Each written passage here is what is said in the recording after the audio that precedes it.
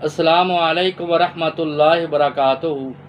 نحمدہ و نصلی علی رسولہ الکریم اما بعد فاعوذ باللہ السمیع العلیم من الشیطان الرجیم بسم اللہ الرحمن الرحیم۔ حضرت ام سلیم رضی اللہ تعالی عنہا کا صبر ان کا کمال درجے کا صبر تھا، اور کتنی بڑی مصیبت پر انہوں نے پریشانی پر صبر کیا۔ اللہ رب العزت نے ان کے صبر کا ان کو کیسے صلہ عطا کیا۔ حالانکہ آج کے دور میں شروع سے ہی بہت کم عورتیں ایسی ہیں جب کوئی تکلیف یا مصیبت پہنچے اس پر صبر کریں، بلکہ زیادہ تر واویلا کرتی ہیں، کیونکہ اللہ رب العزت نے قرآن مجید میں فرمایا ان اللہ مع الصابرین، بے شک اللہ تعالیٰ صبر کرنے والوں کے ساتھ ہے۔ ہم اکثر لوگ اس آیت کو جانتے ہیں، اس بات کو بھی جانتے ہیں، لیکن تکلیف اور مصیبت پہنچنے پر کوئی صبر نہیں کرتا،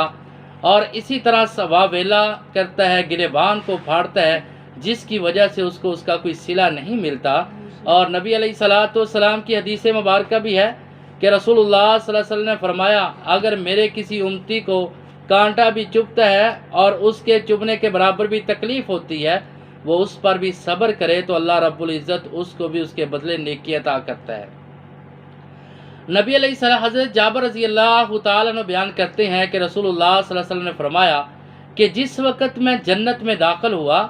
میں وہاں پہ حضرت ابو طلحہ رضی اللہ تعالیٰ عنہ کی بیوی حضرت ام سلیم رضی اللہ تعالیٰ عنہ کو وہاں پہ جنت میں موجود پایا۔ اب حضرت ام سلیم رضی اللہ تعالیٰ عنہ کی کیا خوبی تھی اور کتنی مصیبت پر وہ صبر کرتی۔ حدیث صحیح مسلم کی حدیث ہے، اور حدیث نمبر ہے 6322، اور حدیث کو بیان کرنے والے حضرت انس رضی اللہ تعالیٰ عنہ بیان کرتے ہیں کہ رسول اللہ صلی اللہ علیہ وسلم کے ہاں ایک مرتبہ ام سلیم رضی اللہ تعالیٰ عنہا کا واقعہ بیان کیا گیا۔ ام سلیم رضی اللہ تعالیٰ عنہا کا واقعہ کیا تھا کہ ام سلیم رضی اللہ تعالیٰ عنہا کا بیٹا جو تھا بیمار تھا، اور ابو طلحہ جو تھے محنت مزدوری کرتے، کام پہ چلے گئے، گھر سے باہر تھے، اور ان کے جانے کے بعد وہ بیٹا بیمار تھا اور بچپن میں ہی بیچارہ فوت ہو گیا۔ حضرت ام سلیم رضی اللہ تعالی عنہا نے بجائے واویلا کرنے کے، بجائے گریبان پھاڑنے کے، بجائے سر پیٹنے کے، بڑے اچھے انداز کے ساتھ اس کو غسل دیا اور کفن پہنا دیا، اور کفن پہنا کے گھر سے اور اس کو چھپا کے رکھ دیا۔ اور جس وقت ابو طلحہ رضی اللہ تعالیٰ عنہ گھر آئے اور انہوں نے اس سے پوچھا کہ ام سلیم اس بچے کا، بیٹے کا، میرے کا کیا بنا، کس طرح کی طبیعت ہے، تو ام سلیم رضی اللہ تعالی عنہا نے کہا وہ پہلے سے زیادہ سکون میں ہے، وہ سکون کی نیند سو رہا ہے۔ اور ام سلیم رضی اللہ تعالی عنہا نے یہ گھر والوں تمام کو منع کر دیا تھا کہ ابو طلحہ آئیں، آپ نے کسی کو ان کو بتانا نہیں ہے کہ بیٹا فوت ہو گیا، اور کسی کو نہیں، کسی نے بھی بتانا، میں موقع کی مناسبت کی وجہ سے خود دے کر ان کو بتاؤں گی۔ اور اسی طرح ابو طلحہ جس وقت آئے اور ان کو بتایا، ان کے لیے کھانا تیار کیا گیا، اور ام سلیم رضی اللہ تعالی عنہا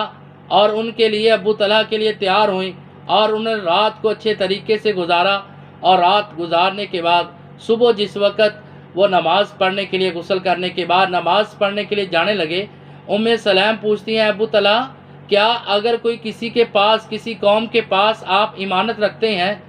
اور وہ جس وقت آپ کی امانت ہے، آپ ان سے آپ کی امانت آپ ان سے واپس لیں، تو کیا ان کو چاہیے نہیں کہ وہ آپ کو آپ کی امانت واپس کرے؟ کہا کیوں نہیں؟ کہا کہ اللہ رب العزت کی ہمارے پاس امانت تھی، ہمارا بیٹا، وہ اللہ رب العزت نے کل سے ہم سے لے لیا۔ ابو طلحہ کہتے میں اس بات پہ بڑا غصہ کیا، میں ناراض ہو گیا کہ آپ نے مجھے بتایا نہیں، رات کو میں نے آ کر آپ نے میرے لیے کھانا پیش کیا، اور رات کو ہم نے اچھے طریقے سے رات کو گزارا، لیکن آپ نے اس بات کا میرے تک ذکر اور تذکرہ نہیں کیا۔ اور یہی بات ابو طلحہ رضی اللہ تعالیٰ عنہ نے جا کر رسول اللہ صلی اللہ علیہ وسلم کے سامنے یہ سارا واقعہ پیش کیا، تو رسول اللہ صلی اللہ علیہ وسلم نے یہ بات سننے کے بعد کہا بارک اللہ، کہ اللہ رب العزت آپ کو برکت دے، اور اس رات گزارنے کی وجہ سے اللہ رب العزت آپ میں برکت پیدا کرے۔ اور اس کے بعد بتایا جاتا ہے کہ ام سلیم رضی اللہ تعالی عنہا کے ہاں بیٹا پیدا ہوا، تو رسول اللہ صلی اللہ علیہ وسلم کے پاس ابو طلحہ اس کو لے کر چلے گئے، اور جس وقت لے کے گئے رسول اللہ صلی اللہ علیہ وسلم نے دیکھ کر بہت خوشی محسوس کی اور سلیم رضی اللہ تعالی عنہا کے بیٹے کو اپنی گود میں رکھا اور اجوا کھجور منگوائی۔ اجوا کھجور منگوا کر اپنے دانتوں کے نیچے ان کو پیس کر اس بچے کے منہ میں ڈال دی اور بچہ کھا رہا ہے۔ تو آپ صلی اللہ علیہ وسلم نے کہا کہ دیکھو یہ انصاری بچہ کس طرح کھجور کھا رہا ہے، اور اس کے بعد رسول اللہ صلی اللہ علیہ وسلم نے اس کے لیے برکت کی دعا کی اور اس کا نام عبداللہ رکھا۔ اور جس وقت اس کا نام عبداللہ رکھا، ابو طلحہ رضی اللہ تعالیٰ ان کو واپس لے آئے۔ اور پھر بیان کیا جاتا ہے، امام نووی شرح مسلم میں بیان کرتے ہیں کہ اللہ رب العزت نے اس عبداللہ کو آگے 10 بیٹے عطا کیے، اور 10 کے 10 جید عالم اور حافظ قرآن تھے، جنہوں نے پورے قرآن کو اپنے سینوں میں محفوظ کیا تھا۔ یہ اللہ رب العزت نے حضرت سلیم رضی اللہ تعالی عنہا کے صبر کی وجہ سے ان کو پھل عطا کیا کہ اگر انسان تکلیف کے وقت، مصیبت کے وقت صبر کرتا ہے تو اللہ رب العزت اس کو اس سے بہتر پھل عطا کرتا ہے، اس سے بہتر نعمت عطا کرتا ہے۔ لیکن آج ہمیں صبر نہیں رہا۔ اگر ہم روڈ پہ جا رہے ہیں، ہم کسی کو راستہ دینے کے لیے تیار نہیں، اگر ہمیں کوئی پریشانی آ جائے تو ہم پریشانی پہ اس کو برداشت کرنے کے لیے تیار نہیں، ہم پر کوئی کسی طرح کے بھی بھوک کی وجہ سے یا کسی وجہ سے بھی کوئی تکلیف آ جائے، ہم اس کو برداشت کرنے کے لیے تیار نہیں، جس وجہ سے بے صبری کی وجہ سے ہمیں بے شمار تکالیف، مصیبتوں کا سامنا کرنا پڑتا ہے۔ لہذا یہ صحابیات کا صبر تھا کہ بحیثیت ایک عورت، اور کس طرح وہ صبر کر رہی ہے، اپنا بیٹا وہ لختے جگر جس کو اللہ رب العزت نے واپس اپنے پاس بلوا لیا، اور اپنی بیٹے کی جدائی پر بھی اپنی آنکھوں سے آنسو گرانے کی بجائے صبر کا مظاہرہ کر رہی ہے، جس وجہ سے اللہ رب العزت نے اس کو بہتر صلہ عطا کیا۔ اس وجہ سے ہمیں بھی خصوصاً عورتوں کو اس بات پہ بہت زیادہ سبق حاصل کرنا چاہیے